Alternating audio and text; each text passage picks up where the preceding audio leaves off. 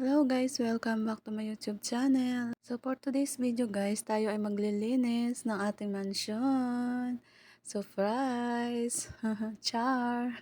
Ito na nga guys, dahil tayo maglilinis na, niready ko na ang timba na may tubig. Samahan niyo ako guys for today's video. At dahil hindi pa nga tapos ang aking pinapagawang bahay guys, ito muna ang aking tutor sa inyo. For today's video, aangkinin ko muna ang akin itong bahay. At dahil nga guys, bagong lipat kami sa bahay na ito, kaya sobrang dumi pa at marami alikabok, kaya kailangan natin banyusin. At dahil marami-raming linisin, umumpisahan natin dito sa pintuan guys. Ayan ang aming pintuan, di-screen pa. O diba guys, feeling mayaman. O, di ba guys? Pero gusto niyo ba makita ang aking mga lupain, guys? When? Hindi nga! O, yan guys, ang aking mga lupain. Tiyan. Kung ano-ano nasasabi ko rito. Kaya guys, mag-umpisa na nga lang tayo. Ayan, bahati na natin ang tubig. Napakabigat guys. Umpisa natin magpunas dito sa screen guys. Samahan niyo ako guys ha. Dahil marami-rami pa tayong gagawin, kailangan natin bilisan.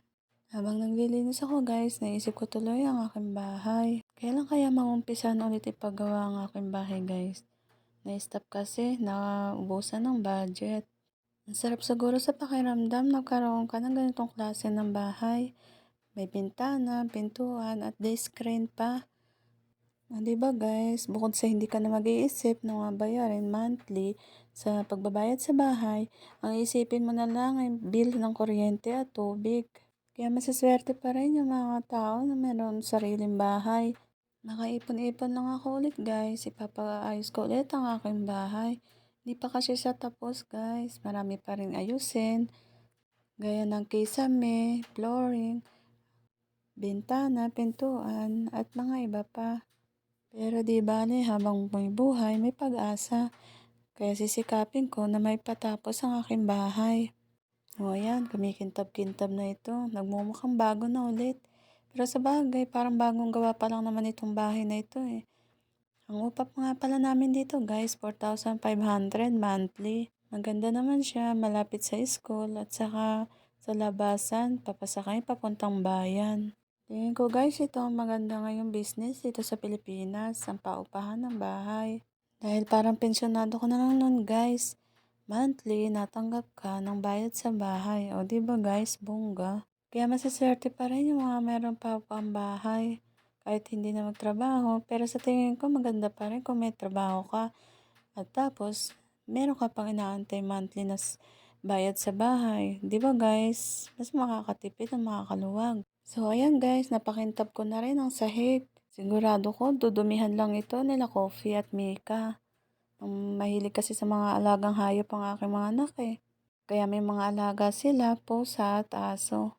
Mamaya nga pala guys, papaliguan natin yung si Coffee. Tingnan nyo ako guys kung paano magpaligo ng alaga nilang aso. Mahilig sila guys mag-alaga ng mga hayop. Pero ako naman guys, wala naman akong kahilig-hilig dyan. Hindi ko alam kung saan sila nagmana. So, ayan guys, super kintab na ng ating sahig. O, diba? Parang bagong-bago talaga itong bahay na ito. Maganda talaga guys pagka malinis ang bahay, maaliwalas, at nakakagaan ang pakiramdam. Dito naman tayo guys sa pintuan. Ito naman ang ating pakikintabin. Sino ba dito guys ang mahilig maglinis din ng bahay? Comments naman kayo dyan guys. At dahil malinis na guys, paliguan naman natin ang aming mga alagang hayop. Ayan, pinaliguan ko na si Coffee. O diba, lamig na lamig lang guys. At talaga namang sarap na sarap sa pagpapaligo sa kanya. O diba, walang kagalaw-galaw guys. Siyempre, pag gumalaw yan, paano aabutin yan? Kaya sabi ko, huwag siyang gagalaw. Mukha naman nakakaintindi guys. Kasi hindi man lang gumagalaw kahit ginaw na. O, diba? Shampoohan ko pa yan, guys. Para naman mabango. Siyempre, hiyang-hiya naman ako sa anak ko kung di ko paliguan ng alaga niyang aso. At dahil nga sa video ko na ito, guys, siguro marami nagtataka sa inyo kung nandito na nga ako sa Pilipinas. Ano sa palagay niyo, guys? Siyempre, ang video na ito ay it's a prank. Na-miss ko lang kasi guys nung nandun pa ako sa Pilipinas. Kaya naisipan kong i-edit at i-post itong video na to. Thanks for watching guys. Bye-bye!